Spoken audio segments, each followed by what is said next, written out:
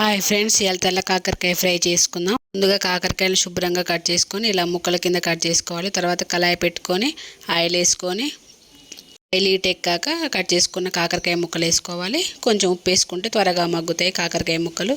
దీన్ని మూత పెట్టకుండా ఫ్రై చేసుకోవాలి ఫ్రెండ్స్. కూర మొత్తానికి కూడా మధ్య మధ్యలో ఇలా కలబెడుతూ ఫ్రై చేసుకోవాలి.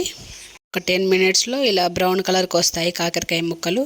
అయితే నేను దీంట్లో ఆనియన్స్ వేయలేదు ఫ్రెండ్స్, ఎందుకంటే నేను ఎల్లిపాయ పేస్ట్ వేయాలనుకుంటున్నాను. ఇష్టం, ఆనియన్స్ అయినా వేసుకోవచ్చు. మగ్గాక పసుపు, తర్వాత ముందుగా ప్రిపేర్ చేసుకున్న ఎల్లిపాయ పేస్ట్ వేసి బాగా కలపెట్టుకోవాలి. ఎల్లిపాయ మంచిగా మగ్గేంత వరకు మగ్గించుకొని ఒక 5 మినిట్స్ తర్వాత ఈ కూరకు సరిపడినంత కారం వేసుకోవాలి. కొంచెం ఎక్కువ వేసుకోవాలి, ఎందుకంటే మనం ఆనియన్స్ వేసుకోలేదు కాబట్టి గ్రేవీ రావాలి కాబట్టి కొంచెం కారం ఎక్కువ వేసుకోవాలి. తర్వాత కూరకు సరిపడినంత ఉప్పు వేసుకొని ఒక 10 మినిట్స్ మగ్గి కాకరకాయ ఫ్రై రెడీ.